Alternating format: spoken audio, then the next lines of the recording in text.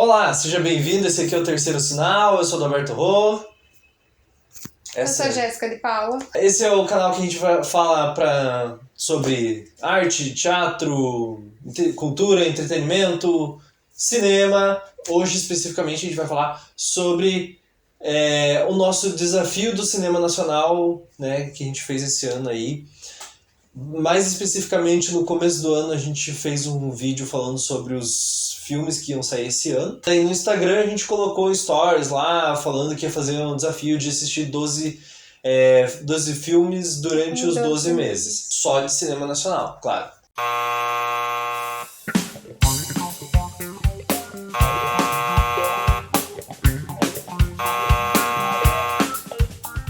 E aí agora a gente vai falar um pouco sobre a experiência que foi de tentar assistir esses filmes de cinema nacional, de cinema brasileiro aí, especificamente. Eu acho que a parte mais difícil foi encontrar os filmes para conseguir cumprir essa meta ali. Principalmente no meio do ano, que teve um vácuo de lançamento.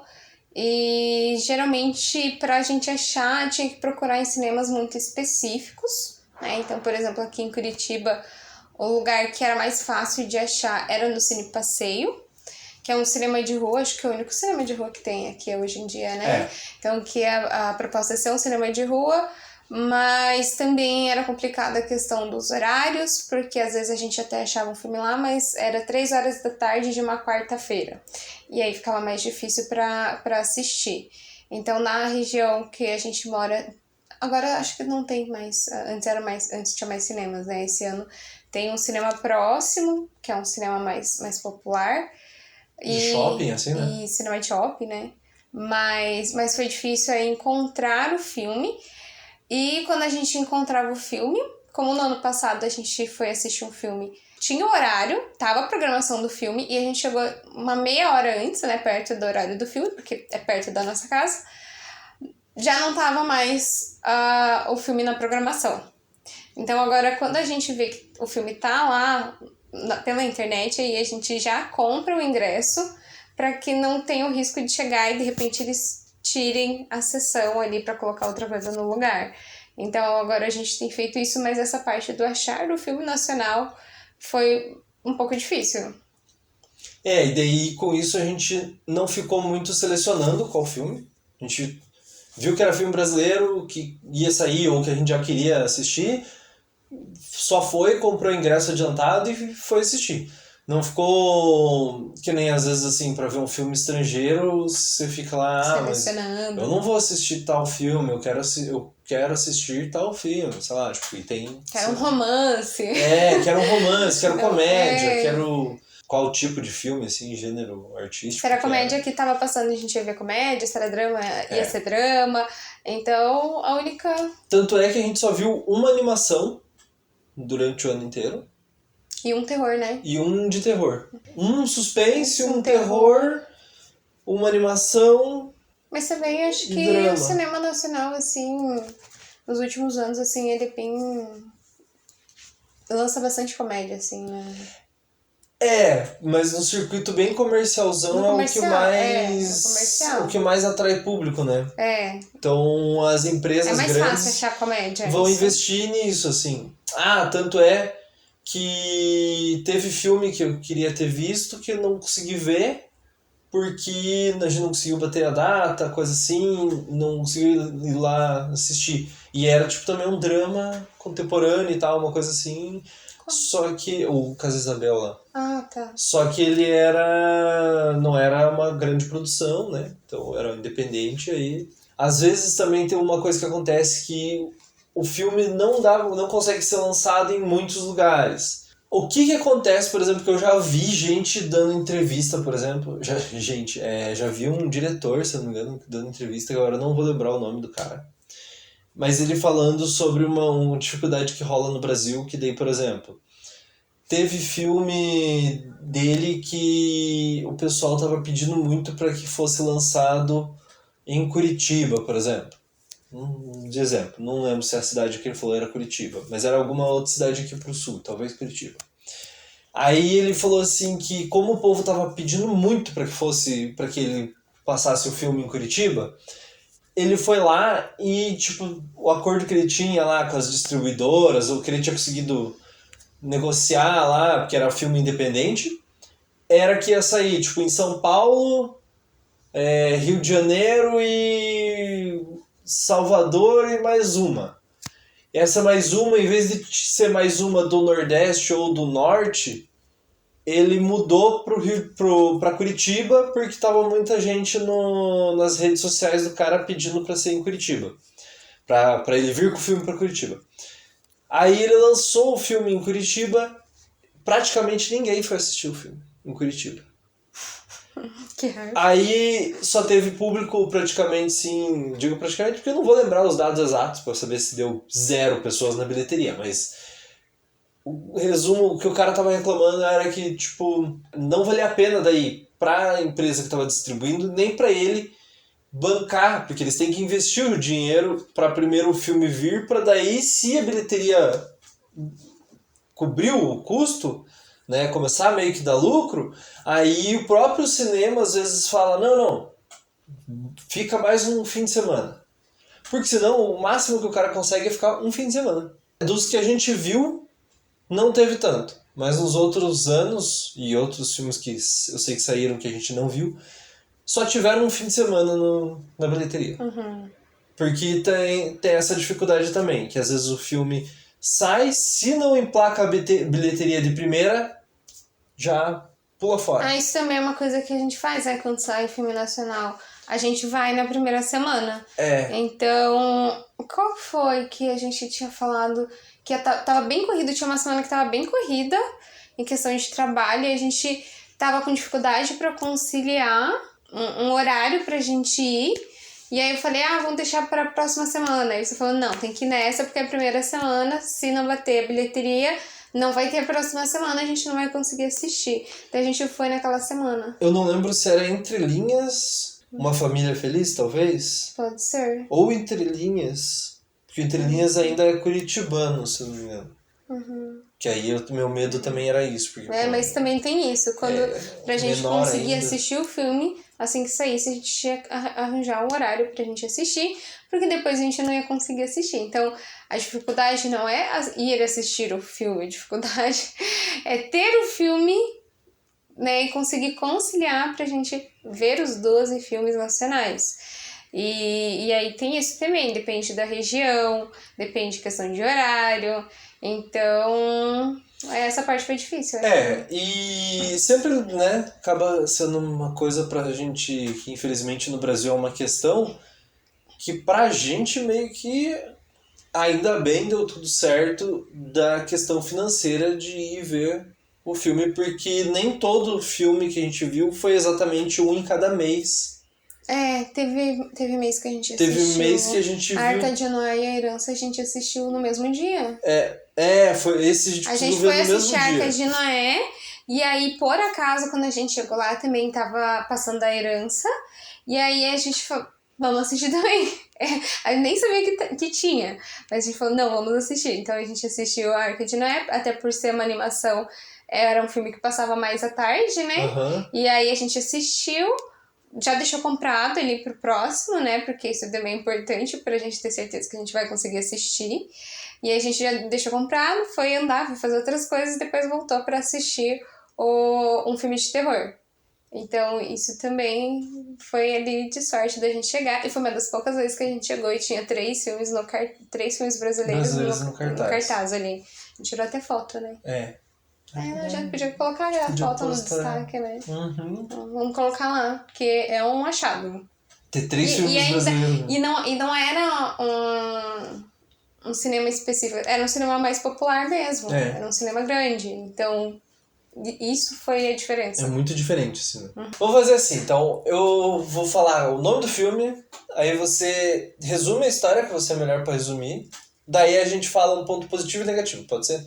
Tá bom. Primeiro filme que a gente assistiu esse ano, Minha Irmã e Eu. Vamos lá, então o filme é com a Tata Werneck e a Ingrid Guimarães, então é um filme de comédia. Esse filme tem uma coisa interessante, porque lembra que na verdade ele não estreou no começo do ano, ele estreou em dezembro, mas ele ficou em cartaz até janeiro.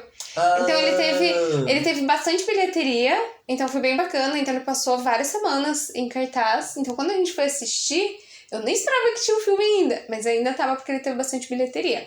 Enfim, aí nesse filme elas são irmãs completamente diferentes, e a mãe delas some e elas embarcam numa viagem juntas para procurar a mãe delas. E aí que a história toda acontece com várias situações. Então, um filme de comédia foi lançado em dezembro de 2023, mas no caso a gente assistiu em janeiro no cinema ainda. Simone, solta o quadro aí.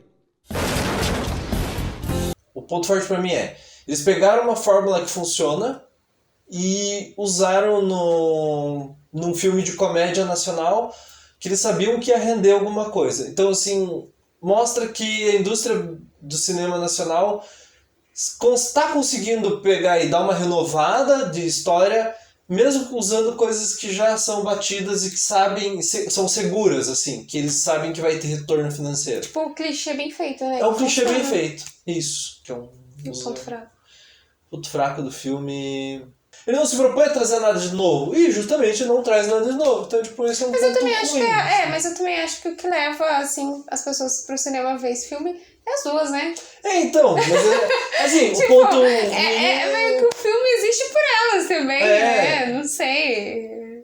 Não sei se não fosse elas, se levaria tanta gente assim pro cinema. Assim.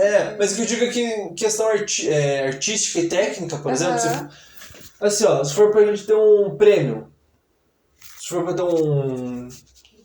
tipo, de um Oscar, assim, da vida, não vai ganhar nada, entendeu? Não, com certeza. Tipo, mas eu acho que a ideia é ser tipo um filme de sessão da tarde, entendeu? Mas então... Na verdade, a maioria dos filmes que a gente vai falar hoje, eu acho que são bem filmes de sessão da tarde, assim.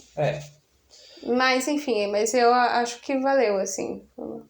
Tanto é que ficou bastante tempo na...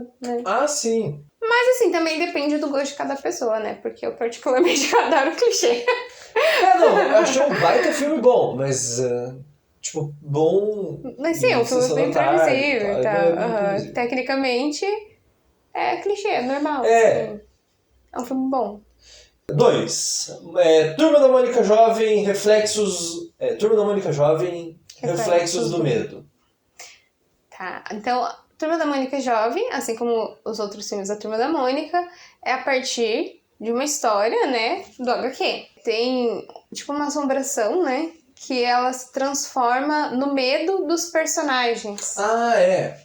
Que a ideia de ser meio que, pelo que eu entendi, também de ser uma apresentação da Turma da Mônica Jovem. Porque se você já leu a Turma da Mônica Jovem, por mais que a Turma da Mônica em geral tenha de vez em quando assim, um superpoder, um não sei o quê, mas o da Turma da Mônica Jovem, ele já, desde as primeiras histórias, tem uma pegada meio mangá, no sentido de tipo, ter superpoder, ter tipo, problemões assim, bem loucos. Enquanto o da Turma da Mônica normal, às vezes o problema é um vizinho muito louco que derrubou alguma coisa na cabeça de alguém, sei lá.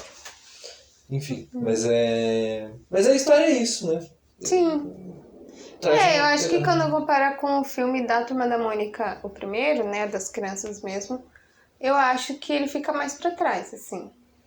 Ah, sim. Mas, assim, não achei que foi um filme ruim. Eu vi gente falando muito mal do filme. Eu não achei o filme ruim, assim, igual as pessoas falaram. É um filme bom, assim, pra ver, passatempo, mas realmente não foi um filme excepcional em questão de história, eu achei. Mas é uma comédia também, né? Não é uma comédia. Drama. Acho que é por isso que me confundi um pouco com a Turma da Mônica. Mas é meio entre um drama, um terror infantil. Acho que isso que me causou, assim, uma confusão. Mas eu não achei, nossa, filme ruim, igual as pessoas falaram. Nossa, filme péssimo, não sei o quê. Não, eu achei um filme bom. Acho que é pontos fortes, pontos fracos. O que você diz de ponto forte do filme? Turma da Mônica. Fala você o ponto forte que você falou sobre. Ah, sim. É que pra mim, foi um filme que me marcou em questão de fotografia. Pra mim tem uma menção honrosa da parte técnica e artística, que é a fotografia desse filme, que, comparando com os outros que a gente viu durante o ano, eu acho que ele ainda ficou a fotografia em alta. Fotografia e direção de arte. Duas coisas que esse filme mandou bem. Porque, por mais que, assim, não tem uma história também, uma super coisa que foi feita, mas a fotografia e a direção de arte, o tempo inteiro você conseguia compreender o que estava acontecendo, qual é a vibe dos personagens e quem são os personagens só nessa mesma coisa. É pra ser uma ideia um pouco mais terror, mas ainda vamos lembrar que é a Turma da Mônica? A fotografia passava isso, era tipo uma coisa meio obscura, mas tipo, tinha as cores, tinha uma coisa colorida, tinha uma coisa jovem, assim, divertida. Mas ao mesmo tempo que, é um terror, uma coisa meio, é um drama, sei lá. E um ponto fraco do filme é que justamente faltou de repente, não sei se a direção, não sei se a direção... Define melhor, né, a história, de repente, fechar melhor. Ou não sei. Não sei, definir melhor ali o que era a história... Mas não sei, porque eu também não li a história, né? Eu não li essa HQ. Se a história é assim que foi também, inspirada, né? Porque às vezes também tem isso, né? Que os que foram feitos, os filmes recentes da Turma da Mônica, foi inspirado também numa outra história lá, que era o Laços, o não sei o quê, esqueci agora. Mas não foi... Que eram bem bonitas. Que eram bem bonitos e tal, mas também foi uma história que foi escrito, mas não foi escrito pelo Maurício de Souza, por exemplo. Só foi inspirado nele. Então, às vezes também tem isso, o roteiro ou a história de onde de foi modo tirado. geral, dava pra dar uma melhorada. Uhum. O terceiro filme que a gente assistiu foi Nosso Lar 2. Qual que é a história do Nosso Lar 2? Eu tive que assistir o Nosso Lar 1, porque eu nunca tinha assistido, pra assistir o 2. Mas no Nosso Lar 2, o foco é um dos personagens que ele morre, né? Desencarna. E aí ele recebe a missão de ajudar 3 almas que vieram para a Terra com uma missão, entre os 3 em específico. E ele precisa vir para ajudar, porque essas almas começam a se desviar do caminho da funcionalidade vamos dizer assim, da missão deles na Terra, né? Eu gosto de assistir os filmes espíritas, porque também tem a ver com as coisas que, né, eu acredito. Então depende da visão de quem vai assistir o filme. Depende. Se você for assistir e você é, sei lá, evangélico, assista como se você fosse assistir o Ghost. É uma ficção. É uma ficção sobre uma história muito louca de alguém que morre e volta e tal. Se você acredita um pouco mais nessas coisas e tal, é um filme religioso, digamos assim, um filme que conta um ponto de vista de alguém que é baseado num livro também, um livro que seria psicografado, se eu não me engano, que daí o espírito morreu e daí voltou para tentar ajudar as pessoas ali e tal, e daí tem que ajudar cada um que tem uma missão, tipo, a missão de um era aprender a perdoar o outro lá e não ter mais a briga que eles tinham de outras vidas. É umas coisas meio assim. Pontos fortes do filme. Eu gostei da história em si mesmo. O roteiro eu achei bom. O roteiro acaba sendo bem amarradinho, assim, né? Eu achei que sim. Se propõe a ser um filme religioso. Vai e faz. Não fica... Eu não sou uma pessoa extremamente religiosa, então eu não sei... para uma pessoa que estuda essas coisas, o quanto que tá dentro, né, da crença e tal. Mas eu achei que a história fez todo sentido do começo ao final, não se perdeu ali no que tava se propondo. Se fosse você assistindo, tipo, como se você estivesse vendo Ghost, também ia valer. Se você pensar em uma ficção também. É. Qual que você acha que foi o ponto negativo do filme? Ponto negativo do filme. Eu tenho uma opinião. Eu acho que é o uso de efeitos visuais lá, tipo CGI, É bem falso, computador, né? que é muito falso ainda. Eu preferia, de repente, que eles não usassem, ou usassem... mais espaços, assim, tipo... Sim. sei lá, uma floresta de verdade, né? Uma cachoeira de verdade. Eu acho que ficaria mais bonito, né? Ou... porque fica bem falso. Ou dá uma maquiada, assim, de... vamos pra outro lugar. Dá um jogo de câmera, sei lá. Os efeitos especiais ficam muito falsos, assim. E aí, por exemplo, eles tentando mostrar um lugar tipo, não é bem um paraíso, né? Porque eu acho que não é bem assim que chama ali, mas como se fosse a ideia de um paraíso, um lugar lindo, maravilhoso. Sim. Nossa, tem tanto lugar bonito no Brasil, sabe? Tipo, tudo bem que às vezes eu acho que a questão da produção talvez não tenha muito dinheiro, né? Mas não sei onde foi gravado, né? Porque eu acho que também não é uma grande... Não é uma produção, tipo, Globo Filmes, assim. Mas é muito mais caro fazer uma gravação externa? É que eu acho que deve ser bastante caro. Deve ser muito caro, né? Questão de... Se você é do meio do cinema mesmo, assim, manja dessa parte de produção de cinema, mas pode ser essa comenta quão caro é fazer uma gravação de externa. Porque eu acho que porque eu acho que ficou bem falso, assim, os efeitos especiais, é tipo, grama, as árvores e tipo... Nossa, até a cachoeira, assim, fica bem falso, assim, né? Então, não sei, se desse pra usar um lugar aberto, às vezes eu acho que fica mais representativo, mais bonito, assim. Mas também não sei o orçamento que eles tinham pro filme, então... Se tem um baixo orçamento, a gente perdoa também, né? Porque... A gente compreende, pelo menos, o que pode ter. Mas eu acho que é a questão visual mesmo. Mas a história eu gostei. Então, filme 4.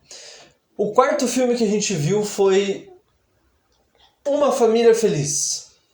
Uma Família Feliz é um filme que é um suspense. Suspense psicológico, assim. É um suspense psicológico. Mas a história é basicamente o quê? Tem a... É com a Grazi Massafera e o Giannichini, né? Uhum. E eles são casados. E ele tem duas filhas gêmeas. Ela acabou de ter um bebê. E aí coisas estranhas começam a acontecer.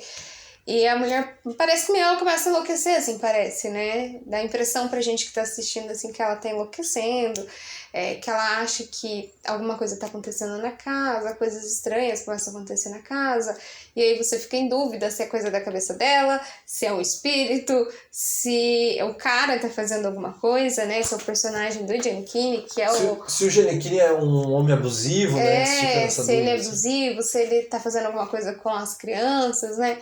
Então, o suspense do filme é esse, sim. É a expectativa do que tá causando toda aquela situação. Não, acho que teve gente que foi pro cinema esperando um filme de terror. Não é um filme de terror, é um filme de suspense. Então, se a pessoa não gosta de filme de suspense, não deveria assistir. Mas também eu acho que o trailer já dava a entender isso. Na minha opinião, quando eu vi o trailer, ficou claro que é um filme de suspense. Então, o filme de suspense, o nome tinha dito, né? Suspense. Então, a ideia ali se baseia na expectativa. E teve gente que eu lembro até não aguentou, assim, assistir até o final, saiu.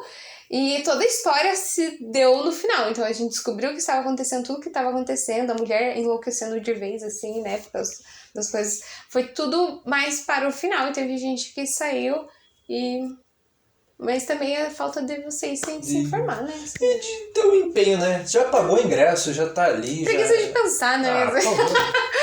Né? Mas enfim, a pessoa não tem... É que hoje em dia também os filmes é tudo corrido, né? Tudo acontecendo um atrás do outro, é informação, informação, informação. E aí, quando tem um filme que ele não é assim, que ele não tem esse ritmo agitado, assim, tem gente que também não tem paciência. Que, de fato, é uma coisa que a gente estranha quando vai assistir, não só esse, mas qualquer filme que trabalha com esse suspense psicológico, eu realmente acho que deixa a gente muito agoniado. Sim, e isso aí eu já queria entrar daí no ponto forte e ponto fraco do filme, que o ponto forte é isso. Consegue entregar um suspense. Pra mim, uma boa obra de arte, acho que também entra nisso, de você falar... Não que toda obra de arte alguém vai chegar e vai te falar em algum momento, mas o artista se propor eu vou fazer um suspense. E chegar lá no final, entregar um suspense. Tipo assim, eu vou fazer uma peça de teatro de o Romeu e Julieta. Aí chega no final, era Romeu e Julieta. Sabe assim, ninguém tem uma dúvida sobre o que é. A pessoa se propôs a tal coisa, entregou outra. Não. Disse que ia entregar e entregou. Inclusive, eu acho que a menção honrosa aí, técnica artística desse filme, a menção honrosa é por direção e roteiro. E a montagem também é boa, a edição, né? Pra mim, são as três coisas que... A fotografia dele também tem umas horas que... Até no final, né? O final acho que destoou. Eles lá naquela varanda lá. Ah, é. No final, eu achei que ficou... Ficou meio esquisito, meio, Acho sei que lá. destoou Mas eu do achei que, resto. assim, o que tava se propondo... Ah, não, mas o filme, em geral, é um filme de suspense. A direção dirigiu um filme de suspense. Não, sim. A fotografia mostrava um suspense. Não, eu acho que as coisas foram casando bem sabe, até o a cena roteiro... final. Eu só não gostei da cena final, assim. Achei que podia ter excluído aquela cena final, parado lá na parte, assim, da Grazi Massafera, sabe? Não sabe? É que Aquela eu acho que fotografia ali... Eu acho que ali eles quiseram fazer Não, eu uma até crítica. entendi o que eles quiseram fazer, Mas aí eu não sei se, assim, precisava dessa crítica. Mas aí eu acho que daí destoou do resto do filme, entendeu? Eles podiam ter feito o filme inteiro e ter rolado essa crítica no meio do filme, ou quase no final, mas não sei se no final. Eu acho que aquela cena final era descartável. Na minha opinião. Isso é a minha opinião. Talvez outras pessoas, né? Obviamente que eles fizeram, eles não acham isso, mas eu achei que pra mim... Obviamente que se eles publicaram isso, naquele momento eles não estavam achando. Mas se eu tivesse assim, acabou aqui, que aí o momento que deu aquele apagão, eu saísse pra mim, tava bom o filme, entendeu? Enfim. O quinto filme que a gente viu foi Evidências do Amor. A comédia romântica. Eu achei bem legal esse. É com o Fábio Porchat e a Sandy. E a ideia é que eles eram um casal, e aí eles se separam. Toda vez que toca a música Evidências, o Fábio Porchat, ele volta para um momento ruim da relação. Também eu acho que tem vários pontos clichês de uma comédia romântica ali, mas eu acho que muito bem feito, assim. Uma ideia que eu achei interessante, o que era a ideia, assim, porque aí no final, porque o foco é no Fábio Porchat, depois você vê o ponto de vista da Sandy, e você vê que, na verdade, a intenção era como se cada um tivesse uma coisa diferente pra aprender. E não fica muito claro, assim, não dá pra gente entender muito. Porque isso também é uma coisa, quando vê o lado do Fábio Porchat também, é uma coisa que lembra um pouco 500 Dias com Ela, né? Uhum. Porque pra ele a relação era perfeita, era tudo lindo. E ele só volta nos momentos em que tinham coisas ruins acontecendo, né? É verdade. Mas eu achei bacana isso. Mas a ideia é também, nessa de parar pra pensar, lembra um pouco do Clique, né? E lembra também porque o Fábio Porchat é o Fábio Porchat em todos e o Adam Sandler é o Adam Sandler em todos. É verdade, né? Só que a diferença é que daí ele volta pro passado, né? No Clique ele vai pro futuro. Mas enfim, então o filme ele traz algumas ideias bem clichê, mas eu acho que como uma comédia romântica isso é muito válido. Pelo menos pra mim, que gosto muito de comédia romântica, eu acho que um clichê na comédia romântica é importante, assim, dá uma... né? Porque você já conhece. Funciona bem. Funciona. Mas eu achei legal. Eu achei diferente também, porque eu jamais imaginei, assim, Fábio Porchat, assim, isso de fazendo um casal, assim. E eu achei que funcionou. Não, funcionou. Mas eu achei que também funcionou, mas foi uma coisa, assim... Não teve nada de, tipo, extraordinário, tipo, além, assim, de... Superou as expectativas. Funcionou legal. Também o filme Sessão da Tarde, eu acho. Nesse eu achei que os efeitos visuais, sim, funcionaram bem. Mas daí é que entra a diferença de ter orçamento, porque esse aí... um filme mais comercial. Esse foi da Globo Filmes também. Esse tinha grana. Era a Sandy e o Porchat. Tipo, eles sabiam que dava pra investir, que ia ter retorno. Então... Aí os efeitos especiais, quando tinha alguma coisa ou outra, rolava tranquilo. E mesmo com efeitos especiais, tinha um monte de cena externa. Tinha várias locações. Se eu for comparar, tipo, que nem tem um lá que a gente vai falar no final, que foi usado pouquíssimas locações. Acho que o orçamento também era bem enxuto, assim. Mas também é um filme bem comercial, né? Sim. Só que ele não ficou muito tempo, né, no cinema. Não? Não. Não tanto quanto, por exemplo, Minha Irmã e Eu, que tem muita bilheteria. Ah, tá. É que o Minha Irmã e Eu, acho que deve ter dado mais bilheteria também, porque foi no fim de ano, da galera aproveitou um embalo das festas ali. Que eu acho que foi meio que uma ideia que souberam aproveitar no Alto da Compadecida 2. Porque daí saiu agora em dezembro, né? Também. Daí pra aproveitar, tipo, se vender bem as primeiras semanas, ele já entra em janeiro, tipo, como uma das maiores bilheterias, não sei o que, blá. E aí chama público automático, porque a galera janeiro às vezes não vai viajar, tá de férias, não sei o que, leva a criançada pra ver um filme que já sabe o que você vai esperar, tá? Eu acho que foi uma coisa que deu boa no Minha Irmã e Eu. E no Evidências do Amor já não acertaram muito bem esse timing ali com relação a isso. Assim. Eu acho que foi só isso, porque tipo, ele deu uma bilheteria legal até onde eu, tipo, Sim, imagino que sim, assim, né? Até, também, né? A questão de quem tá no filme também faz uma diferença, né? Uhum. Tipo, tá sendo de Fábio Porchat, né? Eu acho que dá É. diferença isso também. Mas o filme também, eu acho um filme bom, acho um filme gostosinho de ver, assim. Principalmente considerando a comédia romântica, que já é uma coisa que eu assisto mais. Eu acho que não perde em nada pra filme internacional, por exemplo. Ah, sim, não. Para filme internacional, para muitas comédias, eu acho que é muito melhor. Sim. Se for comparar comédia com comédia, for botar uma briga, dá um pau. Dá um cacete em vários filmes aí. Porque eu assisto bastante, eu assisto comédia romântica até ruim, assim, porque eu gosto bastante de... Mas, assim, nossa, tem muito filme ruim, assim, de comédia romântica e que vende bastante, né? Que é, tipo, dos Estados... Só que é dos Estados Unidos, assim, vende bastante. Uhum. E esse, assim, eu acho que é melhor do que muito filme romântico, assim, né? É. E tá no mesmo nível de qualquer produção bem feita, assim, internacional. Mas é importante que o filme é bom. O filme é um filme brasileiro que prova que comédia brasileira consegue ser muito boa e muito melhor do que um monte de filme de fora.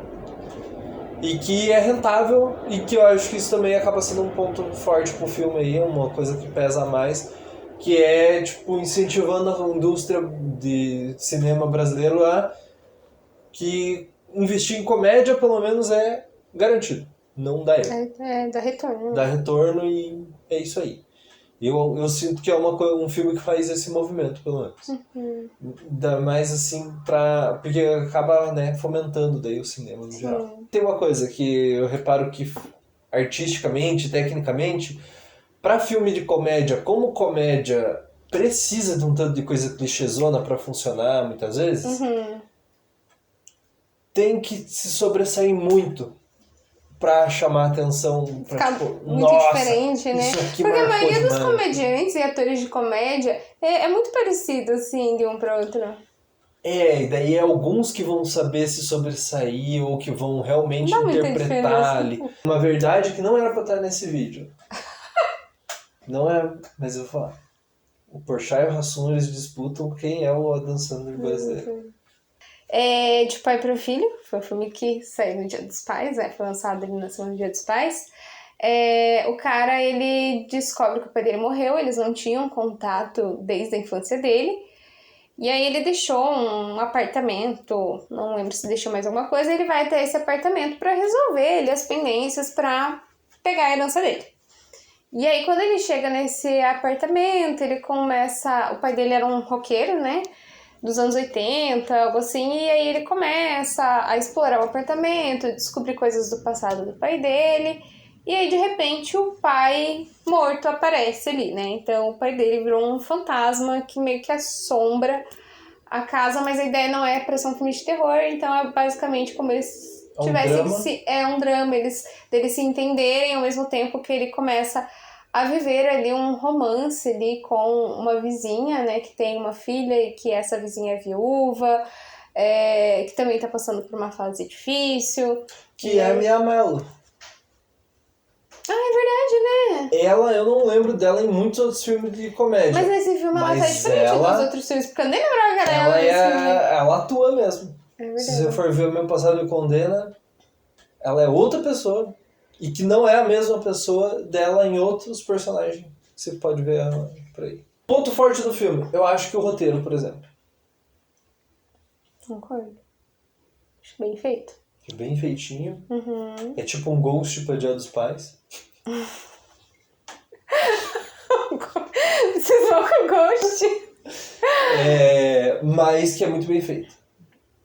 Acho muito legal também a O par romântico dele no filme não é aquelas personagens, assim, que tá lá só pra... Só pra dizer que é bonita, ou só pra... Ela tem uma história massa também. Por isso que o roteiro é muito bom. A personagem, né, que ela não é a protagonista, né? Ele é o protagonista ali da história, mas ela tem uma história, né? Ela tem uma complexidade que não é sempre que a gente encontra, né, nos filmes, assim, principalmente quando o cara é o protagonista, porque parece que a mulher está lá só pra ser o par dele. A atuação do Marco Rica, eu acho que é muito boa. Consegue entregar muito bem e é como um dos... E é um drama, mas também tem umas coisas assim que faz uma graça também, né? É Não é um drama pesado, tem uns né? alívios cômicos bem feitos. Assim. Não é aquele drama pesado, é uma história assim que é triste, é comovente, mas tem uns momentos assim que dá uma aliviada, assim, nisso. E não acho que seja um filme de um orçamento muito grande, não. Também porque Também acho que não. foi só ali no Dia dos Pais, praticamente, aquela semana que teve. Não vi mais. Não bombou muito mais.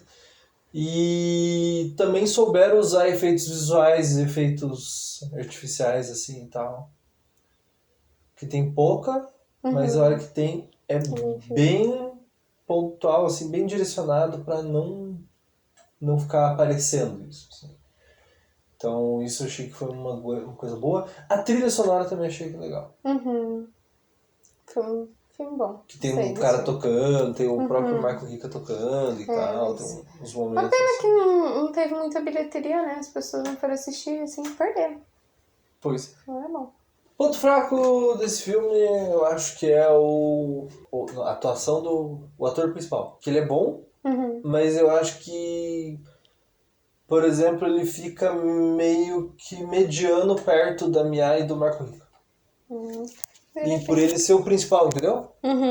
Eu acho que, tipo, pô, é o principal da história. Mas daí tem horas, assim, que parece que tá faltando alguma coisa. Não sei. É porque eu também tô sendo chato. Mas, assim, o filme não é ruim. Eu acho que o filme é bom. Só acho que, assim, talvez, se for pra dizer alguma coisa é ruim no filme... Porque ele tem muito tempo de cena. De exposição. Então ele tem mais chance de errar também, né? Em compensação, os outros têm menos tempo de cena, toda hora é uma boa, assim. Entendi. Eu acho que talvez isso é um ponto fraco. Que se tivesse esse ator um pouco melhor no filme, nem acho que tinha que trocar o ator. Talvez ele, ou o diretor, não sei se talvez é uma coisa da direção, ter mexido alguma coisa ali, ter dado algum toque pro cara, sei lá. Não sei. Sétimo filme foi Entre Linhas. É um filme paranaense. Foi diferentão esse. Diferentão. Né? Suspense não. Suspense. Drama. Né? Um drama. Então é um filme que se passa durante a ditadura. E a protagonista é uma jovem, né? Ela é universitária. A irmã tá presa porque ela participava ali de movimento estudantil. E aí, por um engano ali, né, algo bem aleatório, assim, na verdade, né, eles levam ela por achar que ela tá passando informações, né, algo assim pra irmã que tá presa. E aí acontece todo um rolê, assim, ao longo do filme, em que eles querem obrigar ela a confessar. E não só que ela tá passando informação pra irmã que tá presa, mas que ela tá passando informação pra outras pessoas que estão foragidas, ou que estão tramando luta armada. E que ela tá no meio ali do movimento, né? E aí ela negando que ela não sabe, falando que ela não sabe de nada. E eles, assim, revirando a vida da menina e fazendo todo um rolê, levando pra lá, pra cá, torturando, matando pessoas na frente dela, né? Tipo, pra fazer uma tortura psicológica ali. Pra ela confessar que fez algo que ela, obviamente, não fez, assim, que ela não sabe. E daí tem Tem todas umas coisas, assim, deles não chegarem e falarem pra família, ó, ela foi presa. Tipo, fica tudo muito... A família não sabe onde ela tá. A família procurando onde que ela tá, ela sendo presa, mas aí eles não explicam direito o que é que ela tá sendo acusada, como que tá sendo acusada, por quê, que provas eles têm. Meio que eles não têm provas, eles só têm alguns indícios. Que era normal, né? E daí, assim, nossa, é tipo... A história em si não é uma história real, mas é baseado em relatos, né, do que acontecia naquela época. É porque eu acho que como é baseado em relatos, talvez tenha até acontecido alguma história bem parecida, ou assim... Mas foi tudo muito rápido. Mas é que foi tudo muito... As coisas aconteceram o quê no filme, assim, no decorrer de uma semana, assim, foi todo o processo. Mas, enfim, foi bem interessante, que é um filme que imagino que também deve ter tido um baixo orçamento.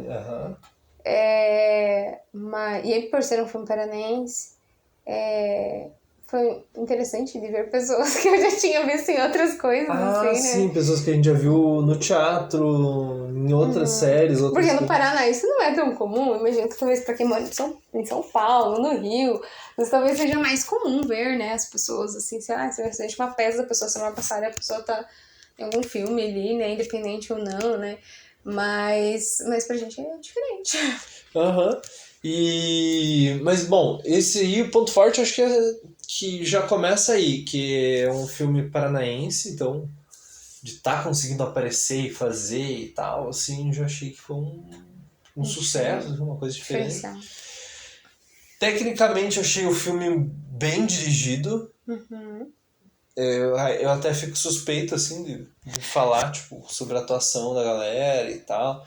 Eu achei que, tipo, a atriz entregou muito, eu não conhecia essa atriz. Não sei quem que é ela, na verdade. Mas ela, tipo, a atriz principal, assim, né, mandou muito bem. Ali também teve um lance de efeitos especiais, umas paradas assim e tal, mas eu achei que não se passou demais. Eu achei que começou a chegar num negócio de estranheza e voltou. E daí parou por aqui. Mas esses filmes até perdoam, assim, né? Por causa da questão do orçamento. Porque daí não tem orçamento. Você faz com que dá também, né? Então, às vezes tem coisa que parece, tipo, tá meio artificial ainda, mas... Ponto negativo do Entre Linhas, eu achei que talvez falta um pouco de ação. Eu sei que é drama, né? Mas falta um pouco de ação, de alguma outra coisa acontecendo, não sei. Entendi.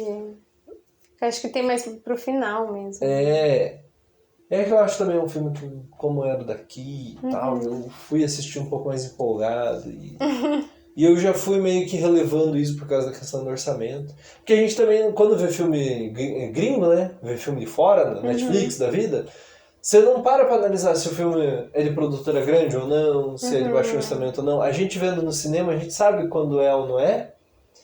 Aí acho que também já dá uma relevada quando é cinema brasileiro, assim, também. Essa questão. Que aí, quando você vê filme de fora, e daí você vê que, tipo, pô... Também tem uma coisa assim que eu penso, né? Filme dos Estados Unidos, os caras estão fazendo... Tem, tipo, 1000 filmes por ano. Aí você vê um filme e acha ruim, você não se impressiona, sei lá. Normalmente as pessoas não se impressionam. Mas, assim, se for pensar, eles têm há muito tempo a indústria funcionando bem, tem incentivo, tem grana, tem tudo... E tá fazendo um filme ruim? Então, assim, né? Poxa vida. Então, sacanagem. Agora, o Brasil, pô, tem toda uma série de dificuldades. Não tem uma indústria funcionando a todo vapor. Tem filme que tem extremamente baixo orçamento, não tem produção quase ali e tal. E aí, não entrega um filme com aquela qualidade, pô, né? É impossível. Dá pra compreender melhor. O 8º filme foi Passa Grana. Que é a história de 4 amigos que eles precisam urgentemente de muito dinheiro porque eles precisam pagar alguns policiais corruptos, né? Que eles se envolveram ali numa situação em que eles acabam precisando desse dinheiro para pagar esses policiais e eles decidem armar um falso roubo a banco, falso entre aspas, né? Para conseguir esse dinheiro e se livrar daquela situação. Eu achei muito legal porque a gente já viu filme internacional, filme, série, com essa ideia, assim, de um grande esquema de roubo, né? E que as coisas são muito mais pela... planejamento. Planejamento, né? Sei lá, La Casa de Papel, né? Que tem todo o planejamento para fazer aquele assalto. E tem outros filmes, né? Que são pensados dessa forma, né? Acho que 11 Homens, ou seja, isso que eu ia também, falar. né? 11 Não, mas não ia falar esse, o Truque de Mestre. Também, Truque de Mestre. Então, assim, não é uma novidade em questão de filmes assim, todo um planejamento pra fazer um roubo inteligente. Mas eu nunca tinha visto um filme assim brasileiro. E é comédia, não é? É comédia, e é comédia. E é bem construído, porque eu acho que o que faz esses filmes bons e interessantes pra gente assistir é o planejamento. É você chegar lá e entender qual que foi o plano lá no começo. Gente, olha né, o final explicou algo que tá acontecendo lá no começo e você, tipo, nem percebeu. Eu acho que essa é a questão desse tipo de filme, de série, né? Que La Casa de Papel, por exemplo, fez sucesso. Foi isso, que no final as pessoas começaram a entender coisas que aconteceram lá. E eu acho que essa é a grande sacada desse tipo de filme. E teve uma onda, né, desse tipo de história e tal, né, de fora. Eu achei bem legal, foi bem construído, porque realmente chegou no final e, assim, parecia que você sabia tudo que eles estavam fazendo. E quando chegou no final, tinha coisa que ainda estava escondida no roteiro. E que a gente só entende quando chegar lá no final. Então eu achei bem legal. E é isso, né? É um filme de comédia, apesar de ter essa história toda, assim, não é um filme que é pra ser suspense ou um super drama. Na verdade, é pra ser engraçado, né? Esse eu achei que a direção mandou muito bem, a trilha sonora foi muito boa. Esse filme eu achei também que a direção foi boa, a fotografia dele foi boa, a trilha sonora conseguiu ser boa, assim, conseguiu. Também foi legal, foi bem feito. O roteiro todo estava bem trabalhado. A atuação tinha 4 amigos principais na história e aquela Millie lá. Giovanna Grigio. A Millie. Que ela zerou, né? Não sei. Ela fez a Millie, fez Rebelde, fez Malhação. O sonho de toda criança dos anos 90. E daí ela fez esse filme, por exemplo, também tava bem. Sim, eu achei que todo mundo entregou legal, assim. No mesmo nível, né? E tinha também o vilão, que era um ator global e tal, já fez novela e tudo, assim. Então, tipo, o elenco... Mas também, de novo, é uma produção Disney, né? Esse é uma produção do Star, né? Disney. Então, tinha grana, tinha condições de fazer, tinha orçamento. E a Carol Castro. Tinha a Carol Castro. A cara da Carol Castro muito bom. Então, assim, tinha como eles entrarem com tudo ali. E realmente se propuseram a fazer uma comédia com ação, e fizeram. E mandaram bem. Bateu uma salva de palma aqui pro profissional. Ainda Estou Aqui foi o nono filme. Esse dispensa apresentações, né? Quem não... Não, se você não sabe que filme é esse, sobre o que esse filme se trata, não sei o que você fez em 2024. É isso? Não, a pessoa não tava aqui, a pessoa não tava nesse planeta, se a pessoa não sabe desse filme, né? Que basicamente é uma história real, baseada no livro, né? Que o próprio... filho, né, do cara escreveu, né, que fala sobre, na verdade não fala sobre o desaparecimento do Rubens Paiva, né, na verdade ele fala sobre a busca da família sobre o que tinha acontecido com ele, né, em cima do desaparecimento dele. Foi um filme que ficou semanas, né, no cinema, assim, de tanta bilheteria, porque acho que bastante expectativa, e eu acho que atendeu as expectativas, o filme. E detalhe porque o filme, antes de sair no cinema no Brasil, já tinha ganho prêmio lá fora, acho que na Itália, não? Na Itália. Veneza. No Festival de Veneza já tinha ganhado o prêmio lá. Então quando veio pra cá, já tava todo mundo, né? Lançou o filme no cinema, já tava todo mundo na expectativa ali. E aí já tava começando ali campanha pra concorrer ao Oscar. Então, até a gente gravar aqui, a gente não sabe se a Fernanda Torres, por exemplo, foi indicada ao Oscar. Mas eu sei que o filme tá entre o filme foi tá entre os indicados para melhor filme de língua estrangeira, no caso. Indicado não, né? Tá concorrendo, Concorrendo pra ser indicado. Isso, Mas tá esse filme Nossa. Aí é que tá. O quê? É um filme que, artisticamente e tecnicamente, é redondo. Não tem o que você falar que faltou, que... Não tem. Assim, eu pelo menos acho que não tem muito o que dizer desse filme. Sobre ponto forte do filme também, a direção do filme manda bem, o roteiro manda bem, a fotografia do filme é tipo muito boa. Você vai acompanhando a hora que quer dizer que é a filmagem lá da câmera e tal. Acho que talvez esse é um ponto fraco do filme. Talvez é dizer o seguinte: tem umas horas que fica demais aquela imagem de câmera. Tipo, pra dizer que é filme antigo. Parece que alguém esqueceu de tirar o filtro do Instagram. Minha única ressalva desse filme. Mas a trilha sonora do filme eu acho que sim, muito boa. Tanto é que teve música do filme que bombou no Spotify. Verdade. Então, Foi o primeiro lugar, né? que daí todo mundo ficou tipo, né, indo querer ouvir.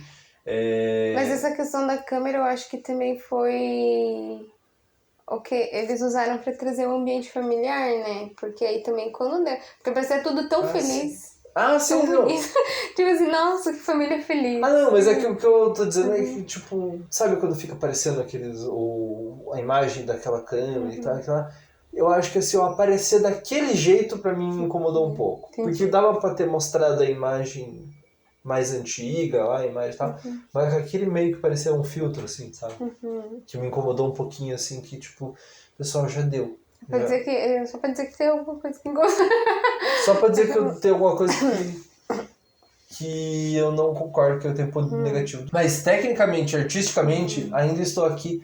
Tem a atuação da Fernanda Torres assim, melhor do que todas as outras, acho que dos outros filmes que a gente viu, pelo menos eu acho que de mulher, de melhor atriz, tratorou. Tipo, não tem nem como a gente fazer uns indicados, assim, na minha opinião, dos filmes brasileiros que eu vi, pelo menos, né, esses 12. A gente, né, vou fazer bem específico. Mas pra mim é a melhor atuação. De melhor atriz principal, assim, né? De melhor atriz em geral. Se for pensar em atriz coadjuvante, daria pra ter discussão pras outras que fizeram outros personagens nos outros filmes que a gente viu. E detalhe, pra mim, eu não sabia que era uma história real. Então esse filme deu uma rasteira de um jeito. É ótimo você ter TDAH, porque eu falei que o filme era uma história real. Eu não lembrava disso nem a pau. A hora que eu tava no final do filme, já todo agoniado, todo já pra chorar ali, pronto. A hora que caiu a ficha que era uma história real, daí eu não tinha mais volta. Não. Porque eu ficava assim o tempo inteiro pensando, só que falta isso ser real, gente, porque é muito ruim isso. Como que pode isso ter passado? Não pode, o pessoal tá se baseando numa história aí, mas eles estão forçando a barra. Aí daqui a pouco, não, isso é uma história real. Aí assim, a realidade foi pior do que os limites que eu achei que os caras estavam passando. Então assim, acabou comigo. Nesse ponto aí, acabou.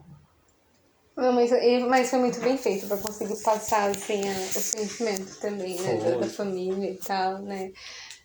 Ter uma boa interpretação, uma boa direção. Porque no começo do filme, né? No começo do filme, assim, gente, vai estar tudo feliz demais, assim. Que inclusive o Selton Mello, que nem aparece tanto no filme, entrega tão bem a atuação no começo do filme, que ajuda a passar, eu acho, esse clima de tá tudo bem, tá tudo legal. Porque é muito triste daí, né? Aquele pai, aquele marido, tipo... Porque você vê o lado, assim, pra quem sabe que era uma história real, quem sabia, eu já vi pessoas comentando, por exemplo, porque aí você vê o lado do Rubens Paiva como ser humano. Porque depois eu fui dar uma pesquisada, o Rubens Paiva, que é o cara, né, que o Selton Mello interpreta, ele era um político. Então quem é do meio da política sabe, por exemplo, o legado do Rubens Paiva em questão de leis, luta política que ele fez em tal época, em tal estado, sabe? Toda essa trajetória política do cara, ou como, sei lá, tipo, pessoa do meio político ali, assim, influente e tal, tem muita gente que sabe esse ponto de vista do quem que era o cara, qual que foi, digamos assim, a importância ou não do cara ter sumido. Por que sumiriam com ele naquela época. Então, tem gente que já sabia da história e já foi para assistir já com esse background, assim, né? Com esse plano de fundo. Aí, a pessoa se surpreende de ver o lado do cara pai de família, do ser humano. Eu só conheci primeiro ali, né? Depois eu fui dar uma pesquisada sobre o cara, mas primeiro esse lado que eu estava apresentando ali, que já era de um cara que estava tudo bem com a família, que estava feliz, que estava legal ali, cuidando dos filhos e da esposa e não sei o quê. Então, dá uma rasteira. Daí tem que fazer umas ressalvas aqui também. Esse filme é mais um filme com estúdio grande e bastante orçamento. Pode ver que a maioria dos filmes que a gente fala aqui, tipo, nossa, arrasou, entregou muito, não sei o quê, são filmes com muito orçamento. Então é a importância que a gente fala também da indústria, da parte cultural, tem investimento, tanto público quanto privado. Tem que ter investimento, tem que ter dinheiro entrando, para, é claro, eles arrecadarem depois e para também, principalmente, entregar um negócio com qualidade, porque esse filme teve muita grana e, inclusive... Está tendo, né? Porque eles estão fazendo ainda divulgação, né? Estão ainda trabalhando na propaganda para o Oscar, né? E daí o estúdio tá bancando. Eu esqueci se ele é da Sony, acho que é. Mas eles estão investindo nele, assim, então é uma informação assim que tipo, vale a pena a gente lembrar. E também outra ressalva. Também como é um filme muito bom, então dá espaço também pra gente fazer algumas ressalvas no filme. Que é o seguinte, ele fala do ponto de vista político e de tristeza e dos acontecimentos que aconteceram com uma família de classe média alta ali, sei lá, lá no Rio de Janeiro, que estava vivendo durante o período da última ditadura. Se os mesmos acontecimentos fossem filmar hoje em dia com uma família pobre, não ia ter esse impacto. As pessoas, né, uma família de negro, sei lá, porque todo mundo da família é branco, né? Também tem. Mas não ia ter esse impacto, a história talvez não teria toda essa visibilidade. E se você fosse falar isso sobre uma família pobre hoje em dia, talvez as pessoas fossem assistir e falar, tá, mas mais uma história. Parte do impacto do filme também tem a ver com sobre quem que tá falando, sobre que circunstância que foi. E se a gente pensar também, recorte, né, assim, a maioria das histórias que falam sobre os desaparecidos também, na época da ditadura, são pessoas de boa condição, né? Que quem era pobre também... Dificilmente você vê um filme falando sobre alguém que não, né, que era, sei lá, um estudante mais pobre de uma família, sabe? Que ninguém conhecia. Olga, Zuzu Angel. É verdade. É tudo filme de família que, né? Então não que o sofrimento dessas pessoas seja, não é que é menor que mas que na verdade que parece que é o contrário, que você coloca acima, né, que esse é importante você saber, os outros não, né? Que no Entrelinhas, por exemplo, já são mais pobres.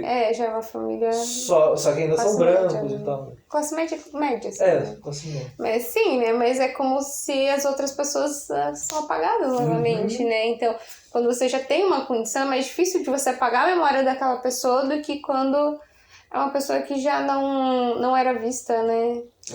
Bem... Que já não tem uma atenção, né, sobre o negócio. Que ainda acontece, né? Tanto é que, né, a gente viu no último mês aí tanta violência policial, né? Quantas vezes isso não acontece e as pessoas somem e você nem sabe. Só um momento, se inscreve no canal se você não está inscrito. Segue a gente no Instagram lá se não segue a gente ainda. Aproveita e dá o joinha aí no vídeo, dá o like. E o que mais? Comenta se você tem alguma dica de filme, que nem a gente já falou aí, de filmes nacionais, filmes que vão sair esse ano, no caso de 2025. Se teve algum filme desses que você viu até agora na lista, ou dos próximos que a gente vai falar, que vocês gostaram também, que teve outra opinião, comenta aí. Enfim, vamos continuar a lista, né?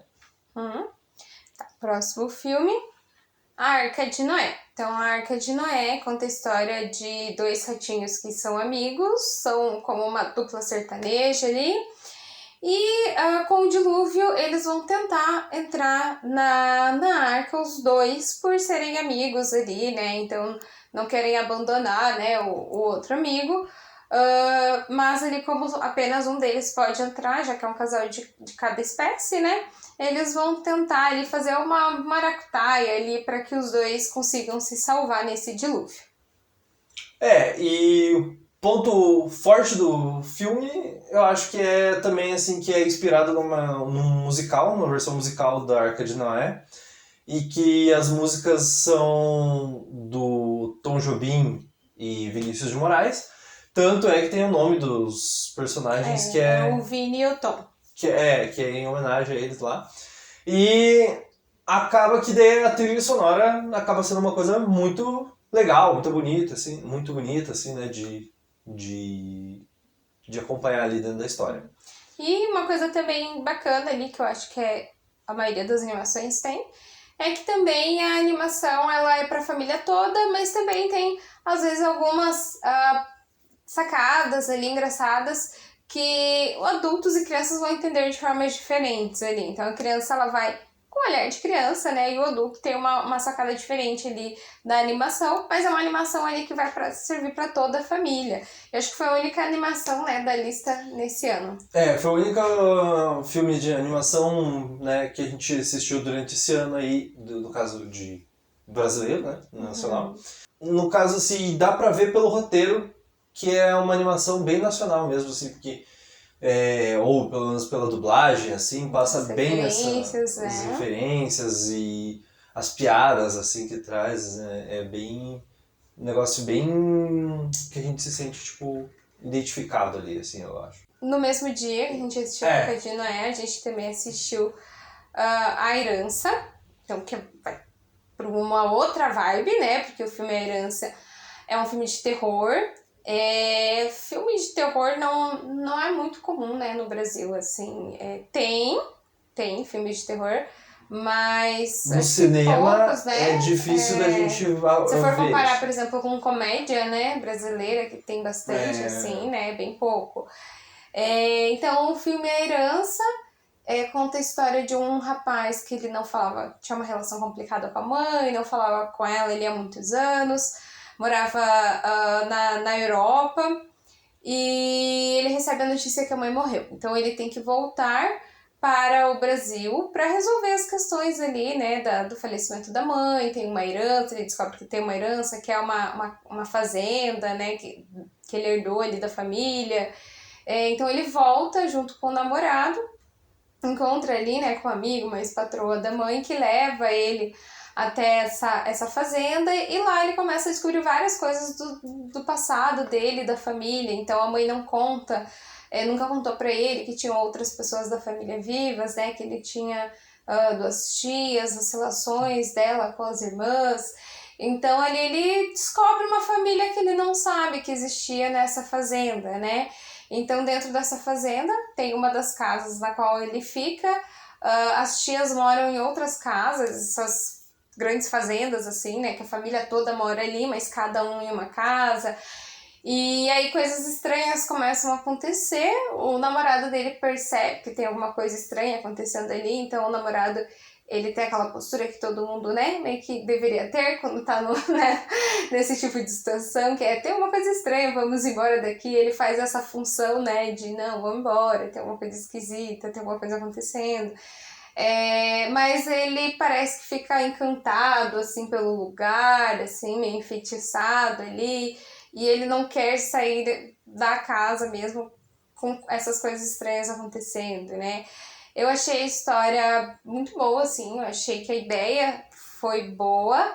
eu acho que o final estraga a história. Acho que o ponto fraco, assim, do filme é o final. Então, até certo momento, eu acho que o suspense ali, aquela coisa de você né, perceber que tem alguma coisa estranha acontecendo, mas não saber muito bem o porquê, criar teorias, ela vai funcionando até o final. O final, eu acho que foi bem fraca a questão de efeitos especiais, mas eu imagino que é um filme com pouca verba. Um ponto fraco do filme é usar os efeitos especiais, principalmente no final, do jeito que foi utilizado.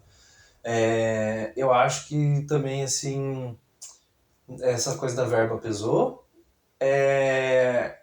Aí não sei se teve uma coisa deles quererem fazer uma coisa maior do que tinha como dar conta, assim, sabe? Mas no geral, a direção, o roteiro, as coisas estavam indo legal, estavam indo bem, assim. Até o final. Uhum. E é um filme de terror, como é filme de terror, tem que ter uns clichêzão. Sim. Então, tipo, esse personagem do namorado do cara lá, do principal, ele até faz um papel meio que nem todo filme de terror tem, que é o cara que fala meio que o público quer que fale, assim, de tipo, cara, vão embora. Isso aí não vai dar ruim, não vai dar bom. Ó, tem alguma coisa de errado, não come isso, não entra em tal lugar, não faça isso, não faça aquilo.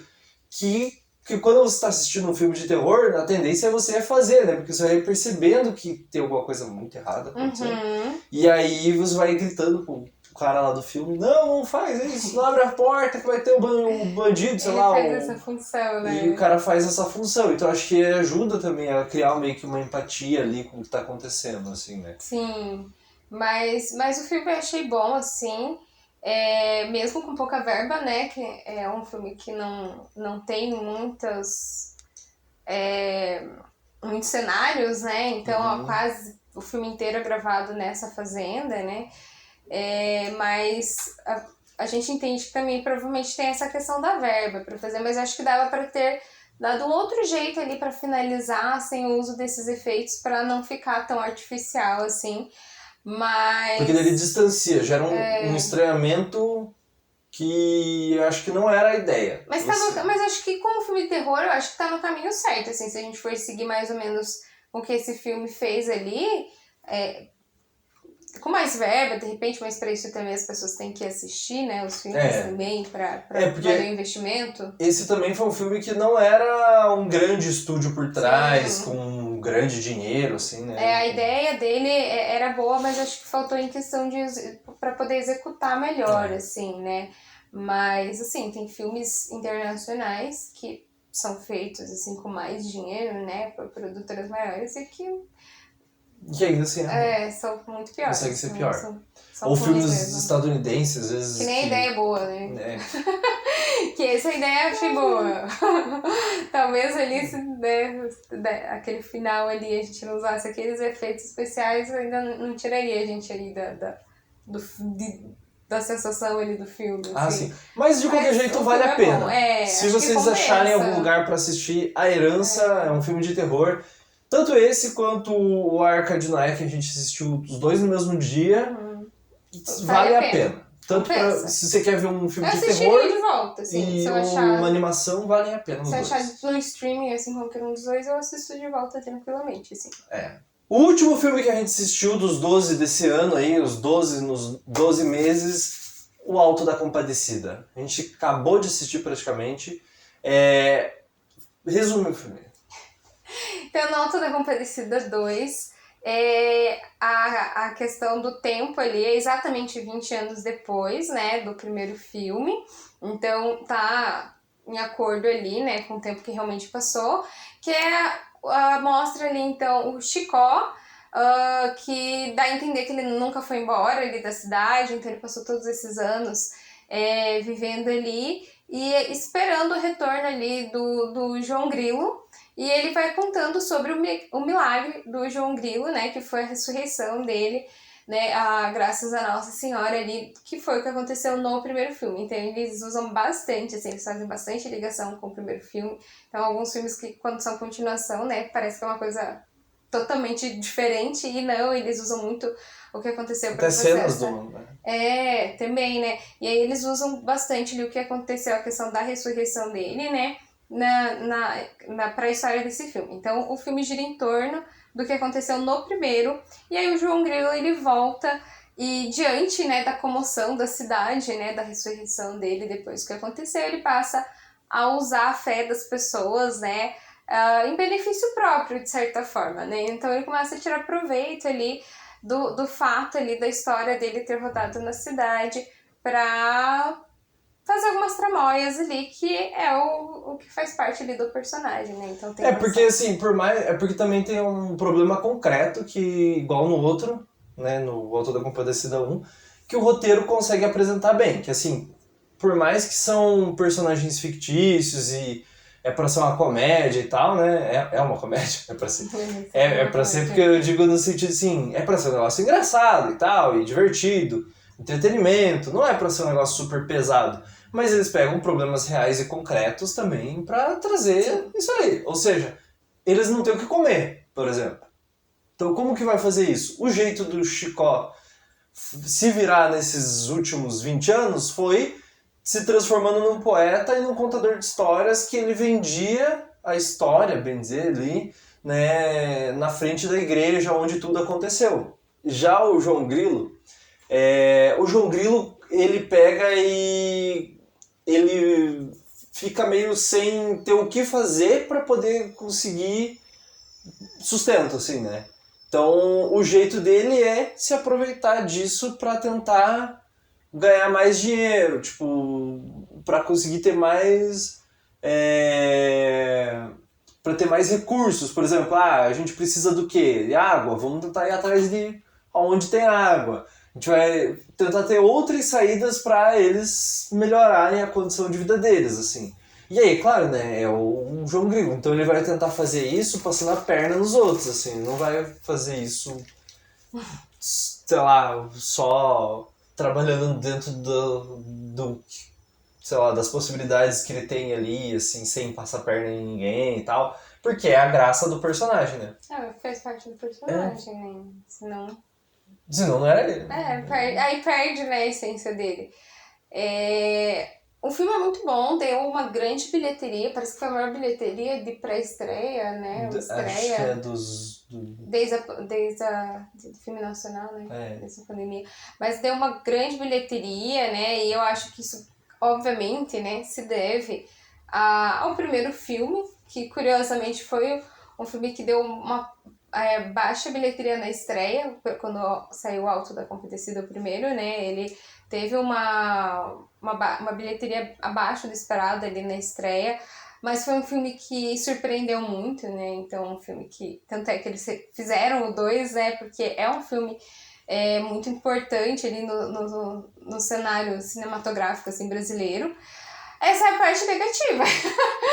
Porque como no primeiro filme é um filme que excedeu, assim, expectativas, eu acho que quando você vai ver o segundo, você vai já com a expectativa muito alta. Você vai já que ele vai estar no mesmo nível, de repente, do primeiro. Mas o primeiro também tem a questão que você não tem uma expectativa também, né? Você não sabe ele muito surpreende, bem assim, tanto tecnicamente como artisticamente, a história, tudo meio que, assim, muita gente, inclusive, foi conhecer o livro Auto da Compadecida, né, a peça de teatro, por causa do filme. Então, assim, nem era uma história conhecidona, assim, pelo Brasil inteiro. E aí, hoje em dia, já fazer o Auto da Compadecida 2... Daí aí você já vai com a expectativa muito alta. Eu acho que essa questão também já é muito, assim, já eleva, assim, também, né, a questão da expectativa, mas realmente é um filme muito bom. Vale a pena ir ver? Com certeza. Eu acho que, assim, que é excelente. Mas, assim, eu acho que realmente eu acabo preferindo o primeiro. Eu gostei mais do primeiro, mas eu achei o segundo excelente também, assim. Mas aí também tem essa questão do que, né, do que você já tem uma expectativa muito alta e acho que é difícil mesmo você alcançar isso. Tem uns pontos fortes também, que é a relação dos dois personagens, do Chicó e João Grilo, continua lá, tá ali. O roteiro consegue dar conta muito bem de trazer os personagens e os problemas, os dilemas.